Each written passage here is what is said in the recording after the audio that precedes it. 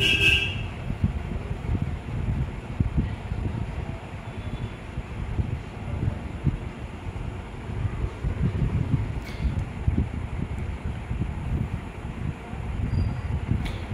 Morning সবাইকে। সবাই কেমন আছো? আশা করছি তোমরা খুব ভালো আর সুস্থ আছো। বুধবার আজকে সকালবেলা উঠেছি, আরও আগে ওঠার ইচ্ছে ছিল, সেটা হলো না। তোমরা তো জানোই সামনে পুজো, এবার পুজোর সময় তো একটু ঘর দর পরিষ্কার করতেই হয়, না করলে হয় না। আর আমার তো একাকেই আমাকে সব করতে হয়, আমার কোনো হেল্পিং হ্যান্ড নেই যে কেউ আমাকে করবে। তাই আমি আমার সময় মতো যখন হয়, যেরকম হয়, এই পুজোর সময় আমি ঘরটাগুলো পরিষ্কার করে নিই। লোকে বলবে এত ভোরবেলা উঠে পাগলের মতো ঘরে ঝুল ঝাড়ছে, কিন্তু উপায় নেই। কে কী বললো সেটা তো আমার ভাবলে চলবে না, আমার কাজ আমাকেই করতে হবে, কেউ তো করে দেবে না। তো ফার্স্টে উঠেই দেখো সব ঘরগুলো ঝুল ঝেড়ে নিলাম। আর এই জানলাটা খুলেই দেখছি ওয়েদারের কী অবস্থা। ওয়েদারটা বেশ ঠান্ডা ঠান্ডা, আর বৃষ্টিও পড়ছে, বুঝলে, আর কি সুন্দর ওয়েদার আছে। তো যাই হোক, ঝুলটা ঝেড়ে নিলাম। আর আমারও প্রচুর ঠান্ডা লেগেছে। এরকম ওয়েদারে এসি চালিয়ে ঘুমানোর দরকার কিছু আছে না, কিন্তু আমার ছেলের এত বদমাইশ, ওর জন্য এসিটা চলে। আমার ঠান্ডা লেগে গেছে, মানে আমার ঠান্ডা সহজে লাগে না, কিন্তু এই সিজন চেঞ্জের সময় একটু হয়। তো যাই হোক, ঘরটা ঝাড় দিয়ে নিলাম, ঘরে প্রচুর নোংরা বেরিয়েছে। ঘরটা ঝাড় দিয়ে এই যে এখন ঘরটা মুছে নিচ্ছি। আর ছোটোটাও অফিস, বড়োটাও অফিস থেকে চলে এসছে। আর আজকে তো বুধবার, জানো, আমার তো বুধবার হলেই যেন একদম চিন্তা কোথা থেকে কাজ শুরু করব, কি করব। তার মধ্যে আবার এক্সট্রা কাজ করেছি, ঝুল ঝেড়েছি। আজকে বুধবার, চান করে চলে এলাম সব কাজ সেরে। আর এই দেখো, এবারে ওই যে বুধবার ঠাকুর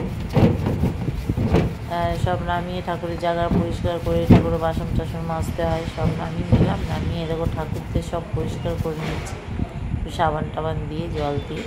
তো সব হয়ে গেল। এই দেখো নিচ থেকে চলে এলাম, মানে নিচে যাই আমি যেহেতু টাইম কলে সব বাসন টাসন ধুতে।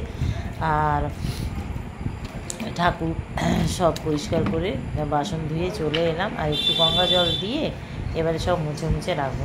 আর কি সুন্দর না পরিষ্কার, দেখবে পিতলের জিনিসগুলো, পিতলের যে বাসনগুলো হয় সেগুলো কিন্তু যখন একটু চকচক করে না, তখন মনটা কি ভালো লাগে। আর যদি একটু কোথাও কোনো কালো দাগ থেকে যায়, তাহলে কিন্তু মাথা গরম হয়ে যায়। আমার তো হয়ই ভাই, কার কি হয় আমি বলতে পারবো না, আমার কিন্তু হয়। পেতলের জিনিস মানে একদম চকচক করবে। যখন আমার অসুবিধা থাকে, আমি করতে এগুলো পাই না, আর বর করলে ওরে বাবা, দেখবো বাসনে পুরো দাগে দাগ ভর্তি হয়ে গেছে, মাজবে অথচ দাগে দাগ। তো যাই হোক, এই দেখো আমার এগুলো সব হয়ে গেছে।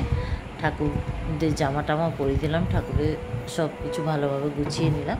বজরংবলীকে একটা লাল মানে কাপড় পেতে ওনাকে বসাই আর কি। তো যাই হোক, ওগুলো সব এদিকে হয়ে গেছে গোছাগুছি। মা লক্ষ্মীকে ওনার জায়গায় বসিয়ে দিলাম, গণেশকে গণেশের জায়গায়, নারায়ণকে নারায়ণের জায়গায়, দুটো লক্ষ্মী পাশাপাশি বসিয়ে দিয়েছি নারায়ণকে। তো এইভাবে সব বসিয়ে দিলাম, সব জায়গা জুগা পরিষ্কার করে। কি ভাল লাগছে না, সপ্তাহে একবার সব পরিষ্কার যখন হয় খুব ভাল লাগে। তো যাই হোক, পুজোটাও দিয়ে ফেললাম।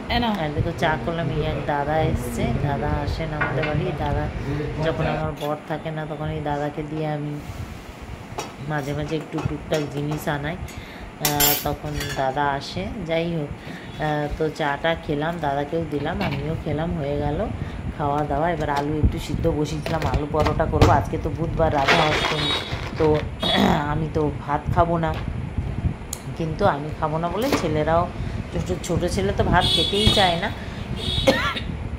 কিন্তু বড়টা ও একটু খেতে চায়, কিন্তু ও আজকে খাবে না বলেছে। তাই আর আজকে ঝামেলা করলাম না। কিন্তু ঝামেলা তো করলাম না ভাতের, কিন্তু এই যে এখন ফরমাইছে, আমাকে মনে হয় যেন কাজের লোক, এক একজন এক এক রকম। বললাম যে আলু পরোটা করবো, খেয়ে নি। ও বাবা, তা হবে না। তো যাই হোক, সেটা পরে দেখো আটা বার করছি। আমার তো এই বড় কলসির মধ্যে আটা রাখি, আর রোজকার আটা এই স্টিলের ডাব্বাতে বের করে রাখি ডেলিকার ইউজে। তো যাই হোক, এখন প্ল্যানিং চেঞ্জ, আলু পরোটা করবো ভেবেছিলাম, তো আলু পরোটা করবই, কিন্তু তার আগে কটা রুটি ছেলে খেয়ে যাবে, আর পরোটা নিয়ে যাবে। ও আলু পরোটা নেবে না, একই সময় বলে আলু পরোটা করতে, এখন বলছে আলু পরোটা না, এমনি পরোটা। তো যাই হোক, রুটিও করলাম, এমনি পরোটাও করলাম। মানে আমার মতো কেউ এরকম যে খাটে, আমার তো মনে হয় না কারো বাড়িতে যে এরকম করে। আর আমার এক একজনের এক একটা ফরমাইশ, ঠিক আছে, করি তো করে দিয়েছি, অভ্যেস হয়ে গেছে না, ওই জন্যই যখন যেরকম বলে সেরকম পেয়ে যাই, ওই জন্যই আমাকে করতে হয়। আর এসব যখন বলছি তখন আমার ছেলে, বড়টা তো ঘুমাচ্ছে অফিস থেকে এসে, আর ছোটোটা আমাকে বলে তুমি তো রোবট, তুমি সব পারো, মানে আমাকে আমাকে তেল লাগাচ্ছে, ফুসলাচ্ছে এখন। তো যাই হোক, রুটি পরোটা হয়ে গেলো, এদিকে চিচিঙে আলু কুমড়ো একটা ভেজে নিচ্ছি, আমার আবার একটু ভাজা না হলে হয় না রুটির সাথে। তো যাই হোক, এদিকে আলুটাও চটকে নিচ্ছি, আলু পরোটা করবো যেহেতু আলুটা চটকে নিলাম। তো এর মধ্যে দিয়ে দিলাম কাঁচা লঙ্কা কুচি, ধনেপাতা কুচি, আর এবারে কিছু মশলার মধ্যে আছে কালো জিরে, জোয়ান, আর হচ্ছে চিলি ফ্লেক্স দিয়ে এগুলো সব দিয়ে দিচ্ছি। আর হলুদ আছে, আর কাশ্মীরি লঙ্কার গুঁড়ো আছে, আর একটু লেবুর রসও দিয়ে দিলাম, লেবু চটকে। এতে না আচারের তেল দিলেও ভালো হয়, আচারের মশলাটা আর কি। তো আমি আর সেটা দিলাম না, লেবুর রসই দিলাম।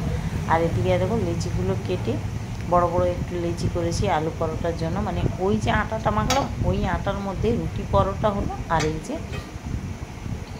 আলু পরোটার জন্য আটা কিছু রেখে দিয়েছিলাম। তো এই দেখো, এবার আলু ফুলগুলো ভরে ভালো করে এগুলোকে সব রেডি করে নিচ্ছি।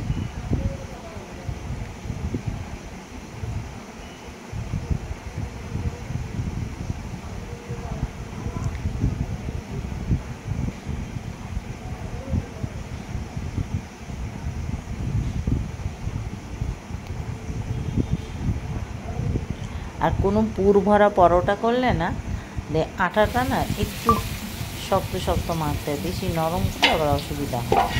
তো যাই হোক, এই কটাই হয়েছে, এটাকে ঢেকে রেখে দিলাম। আর এই যে চিচিঙে ভাজাটা এখনও হচ্ছে, দেখো কুমড়ো চিচিঙে ভাজা অলমোস্ট হয়ে এসছে। এবারে এটাকে সাইড করে রেখে দেবো, তেল ধরে আসবে, আর এটাকে নামিয়ে নেবো। চলো, এটা নামিয়ে নিলাম।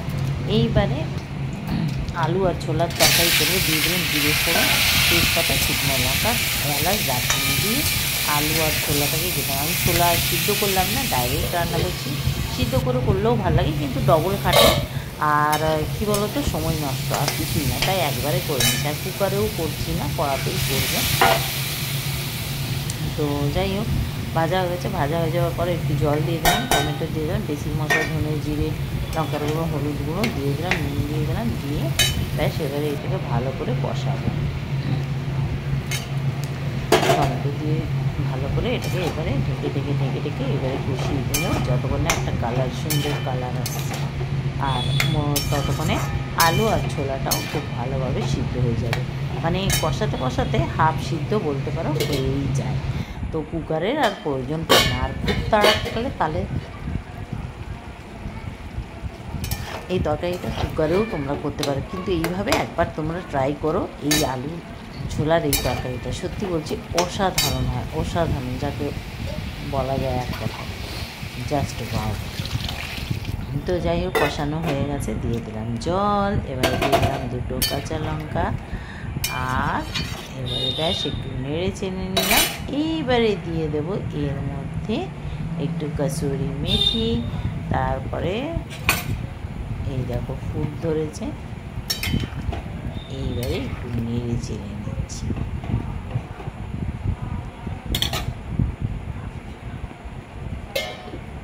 ব্যাস এবারে ঢেকে দিলাম। এবার 5 থেকে 7 মিনিট এটা রান্না হতে দেবো। আর এটা রান্না হতে আমি কি করব, ততক্ষণে আলু পরোটাটা করে নিই। এবার আমি হাতেই করব, মানে কয়েকটা আবার হাতে করেছি, কয়েকটা এরকম হাতে বেশ ঘুরিয়ে ফ্ল্যাট করে নিলাম, আর তারপর আবার বেলে নিলাম। এই দেখো এটা প্রথমে করেছিলাম যেরকম হাতেই করে এটাকে রেখে দিলাম এইভাবে, আমি ছোটো ছোটোই করি এরকমভাবে, আর বাকিগুলো একটু বেলে বেলে নিলাম। তো দুরকমভাবেই করি, বেলে করি আবার হাতেও এটাকে ঘুরিয়ে ঘুরিয়ে ঘুরিয়ে ঘুরে একদম একটা সাইজে নিয়ে চলে আসি আর কি।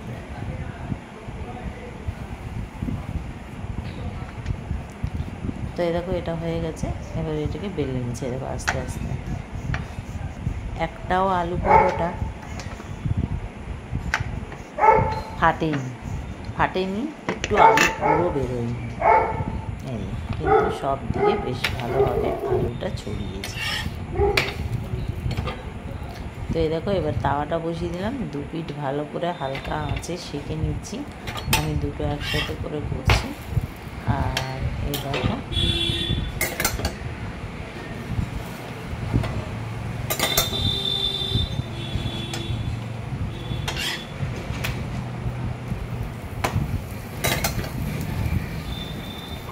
দেখো ভালো করে সেঁকে নিলাম দুটো পিঠ। একটু লো ফ্লেমে এটাকে ধৈর্য ধরে করতে হবে, নাহলে কিন্তু ভেতরটা কাঁচা কাঁচা থেকে যাবে। তারপরে এই দেখো ভালো করে যখন সেঁকা হয়ে গেছে দুটো পিঠ, সুন্দর করে হালকা হালকা তেল দিয়ে দিয়ে ভেজে নিচ্ছি।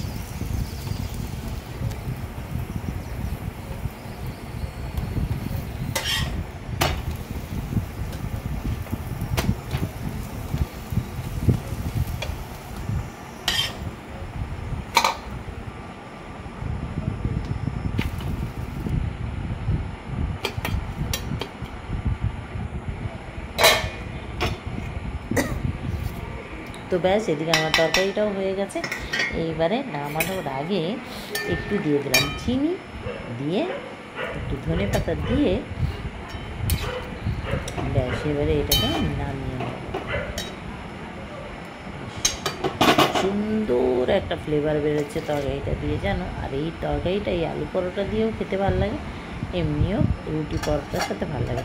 তো নামিয়ে একটু ভাজা ধনের গুঁড়ো দিয়েছি, জাস্ট ধনে গুঁড়ো আর কিচ্ছু না, ওপর থেকে দিয়ে দিলাম। দিয়ে 5 মিনিট এটাকে ঢাকা বন্ধ করে একটা স্ট্যান্ডিং টাইমে রেখে দিলাম। তারপরে ব্যাস এবার নামিয়ে একটা প্লেটে এটাকে সার্ভ করে দিলাম, ওপর থেকে দিয়ে দিলাম একটু ধনে পাতা। ব্যাস এদিকে আমার এটা তরকারিটাও একদম অলমোস্ট কমপ্লিট।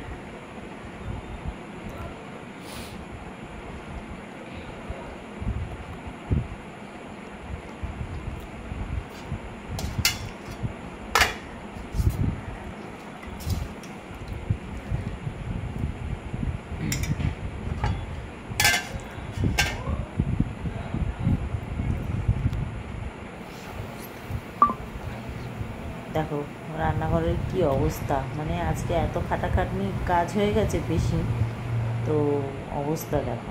তো যাই হোক, এখানে একটা প্লেটিং করে নিচ্ছি যা যা রান্না করলো। আচ্ছা, আমি একটু সাবুর খিচুড়িও করেছি, কিন্তু সাবুর খিচুড়ির রেসিপিটা আমি আর ব্লগে দিলাম না, এটা আলাদা করে তোমরা আমার চ্যানেলে পেয়ে যাবে। ঝরঝরে একদম সাবুর খিচুড়ি। যেহেতু রাধা অষ্টমী ভাত খাবো না, তো রুটি পরোটা তো হয়েছে, সাথে একটু সাবুর খিচুড়ি বানিয়ে নিলাম, আর একটু শসা নিয়ে নিলাম, আর ভাজাটা নিয়ে নিয়েছি। ব্যাস একটা প্লেটিং করে নিলাম। এবারে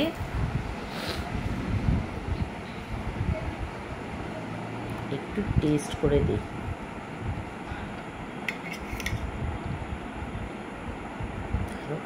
দারুণ হয়েছে, আর এটাও তো খুব সুন্দর হয়েছে, একদম ঝরঝরে, দেখতেও খুব সুন্দর লাগছে, খেতেও দারুণ হয়েছে।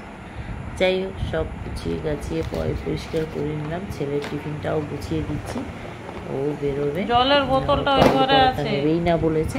ওকে এমনি পরোটা আর তরকারি দিলাম, আর একটু শসা।